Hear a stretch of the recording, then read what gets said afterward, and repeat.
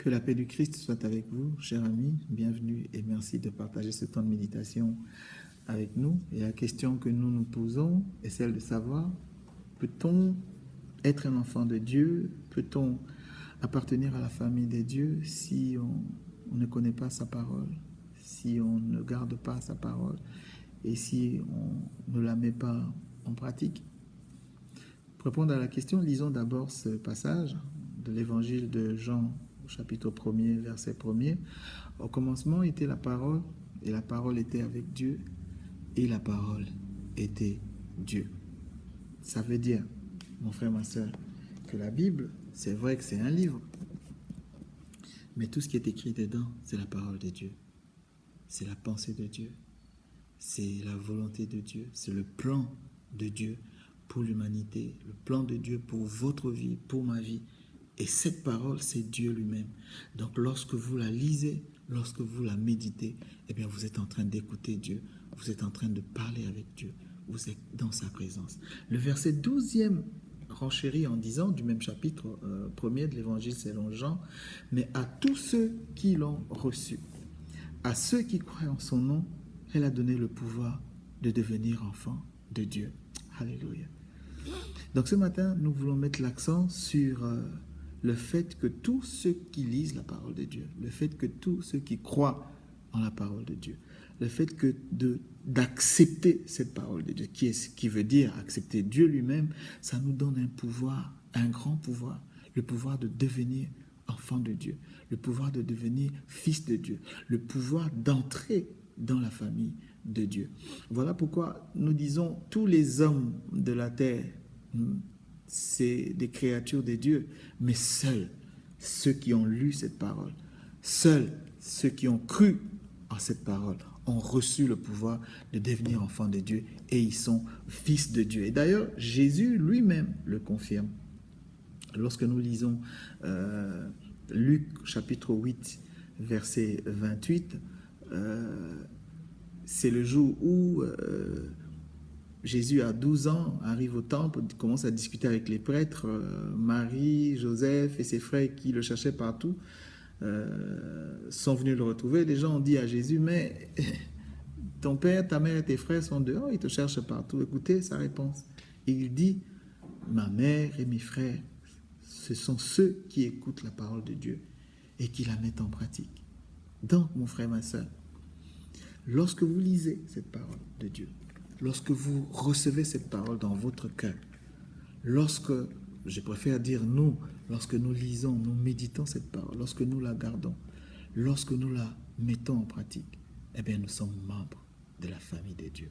Nous sommes les fils et les filles du Très-Haut, l'Éternel Dieu Tout-Puissant. Mais écoutez la promesse attachée au fait d'être enfant de Dieu, de lire, de connaître la parole de Dieu, de la mettre en pratique.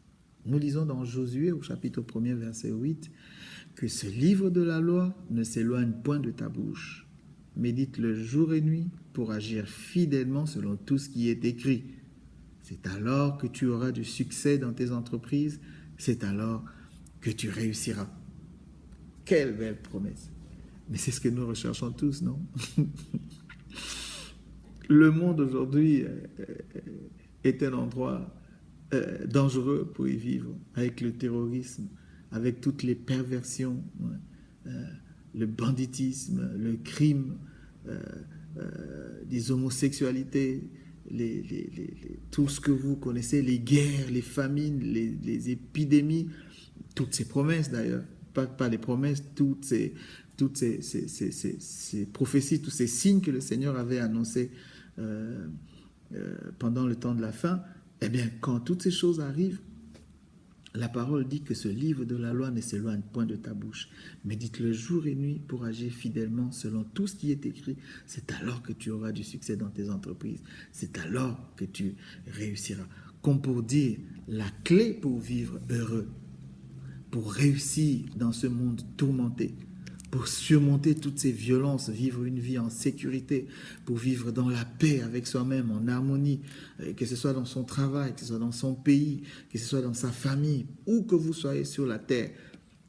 La clé pour vivre une vie réussie, pour vivre une vie paisible une vie calme, une vie harmonieuse, c'est de mettre tout simplement la parole de Dieu en pratique. Et même, écoutez ce que Romains nous dit dans le chapitre 8, 19, il nous dit, la création attend-elle avec un ardent désir la révélation du Fils de Dieu. Bien-aimé, le monde est dans le tourment, la terre est agitée, les ténèbres ont rempli les surfaces de la terre, le mal est partout, il n'y a plus d'amour, les hommes sont devenus méchants, les gens sont devenus égoïstes, les gens sont devenus violents, arrogants, criminels. Mais dans tout cela, la Bible dit, la création attend la révélation des fils de Dieu. Des fils de Dieu, la lumière de la terre, qui vont éclairer les ténèbres de la terre et les chasser. Les fils de Dieu qui vont dire avec Jésus cette parole de Luc chapitre 4, 18 qui dit « L'Esprit du Seigneur est sur moi parce qu'il m'a oint pour annoncer une bonne nouvelle aux pauvres. Il m'a envoyé pour guérir ceux qui ont le cœur brisé, pour proclamer aux captifs la délivrance et aux aveugles le recouvrement de la vue, pour renvoyer libres les opprimés. » Voilà, mon frère, ma soeur.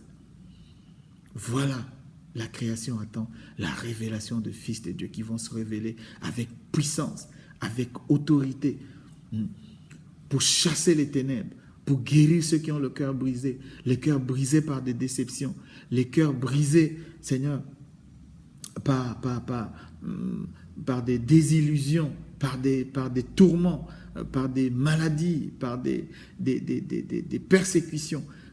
Guérir ceux qui ont le cœur brisé, rendre libres les opprimés, ceux qui sont captifs de la drogue, captifs de cancer, des maladies incurables, de sida, tout ce monde-là. La création attend la révélation des fils de Dieu. Eh bien, pour révéler Dieu à la terre, baissons nos têtes dans la prière. Merci Seigneur pour cette parole. Merci Jésus, parce que ton esprit nous a parlé. S'il est vrai que ta parole était au commencement, ta parole était avec Dieu et ta parole était Dieu, laisse que cela produise des effets en ce moment. Que cette parole tombe sur notre cœur comme une sémence sur de la terre fertile, qu'elle porte de fruits dignes de repentance et des fruits qui demeurent. Merci Jésus. En ton nom puissant et glorieux, nous avons ainsi prié. Amen. Que Dieu vous bénisse. À la prochaine.